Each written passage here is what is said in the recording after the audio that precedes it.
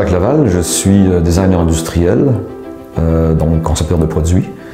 Mon parcours, j'ai été consultant la plupart de mes années, enfin pendant une trentaine d'années. J'ai été aussi en même temps professeur, un département de design que j'ai démarré avec d'autres collègues à Dawson College. Et j'ai aussi été pendant 5-6 ans directeur, enfin on dit PDG d'une petite entreprise d'autres technologies.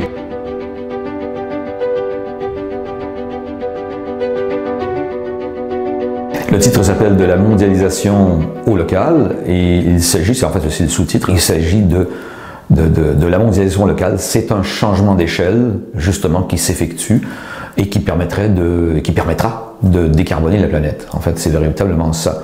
Donc, c'est pas s'attaquer à la démondialisation, c'est ne pas s'en préoccuper, c'est ne pas s'attaquer aux multinationales, c'est de tourner le dos, de ne pas s'en préoccuper et de s'embarquer dans le redéploiement soutenable de l'économie locale. Et je voulais proposer donc une solution, une nouvelle approche à partir de l'œil d'un designer industriel, donc d'un concepteur de produits, nous qui sommes vraiment les concepteurs de l'obsolescence.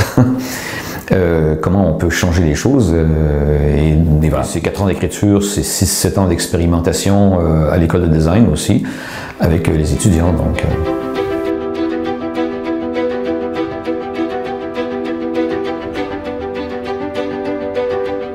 passer de la mondialisation locale, c'est une métamorphose. Ça ne se fera pas en claquant des doigts, ça ne se fera pas par une adoption à l'Assemblée nationale ou au Parlement canadien. Oui, allez, on va par là. Non, ça va passer par un travail de la société civile, par le travail direct des jeunes et moins jeunes entrepreneurs qui ont envie de faire de la conception soutenable, qui ont envie de faire de la fabrication de produits soutenables. On a l'émergence de l'alimentation bio, donc locale, sur des circuits courts. Eh ben, il y aura l'émergence non pas de la fabrication bio, mais la fabrication soutenable, qui est quand même complexe, ça intègre beaucoup d'éléments, et qui sera sur des circuits courts à partir des matériaux que l'on collecte et que l'on pourrait recycler. Là, il y a pas mal de travail à faire de ce côté-là. Voilà.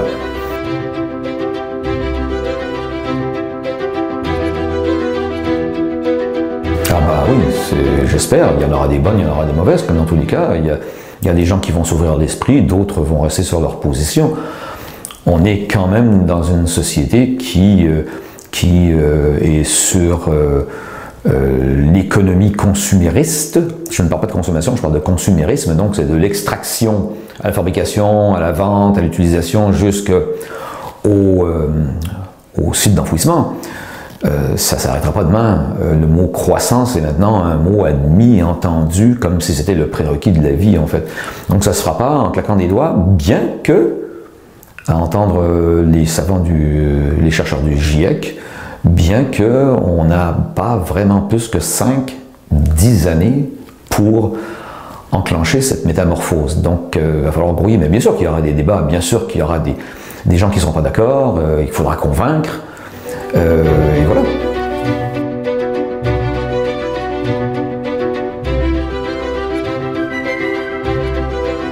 Ah oui, complètement. Je me cherchais un moyen d'auto-édition. J'étais heureux de découvrir Bouquinbec avec le support, la présentation de collaborateurs potentiels, donc réviseurs, graphistes. Et donc, ce sont les incontournables. Il suffit de venir aux 2 cours ici pour comprendre que finalement, non, on ne pourra pas faire ces choses-là soi-même, et je ne le regrette pas. Le livre est un livre professionnellement imprimé, édité, la mise en page est impeccable. C'est le même travail qui a été fait en anglais. Il y a eu traduction, révision, mise en page, et donc on arrive à un livre qui n'est pas bâclé, qui est bien travaillé, qui est prêt à la lecture. Et ça, c'est important. Faut que des professionnels se mettent derrière ça.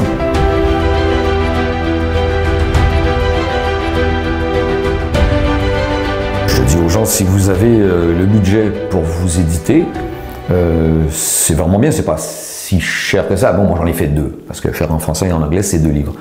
Mais si on regarde un livre, et puis après ça, ben, l'argent vient dans nos poches. Puis dans tous les cas de figure, que vous soyez édité ou pas, la mise en marché, c'est l'auteur qui va se la taper. Les interviews, c'est pas l'éditeur qui va le faire. La course aux journaux, c'est pas vraiment les éditeurs qui vont les faire. Ils peuvent ouvrir les portes du salon, Bouquinbec, les salons des livres, Bouquinbec le fait, et puis c'est nous qui faisons le boulot. Donc, non, je pense que c'est une très bonne approche. 25% des bouquins aux États-Unis proviennent de l'auto-édition, donc c'est pas émergent, mais on peut déjà dire que c'est en place. En tout cas, moi, l'expérience a été tout à fait positive. Je me sens maître de mes choses parce que je m'en suis préoccupé du début jusqu'à la fin.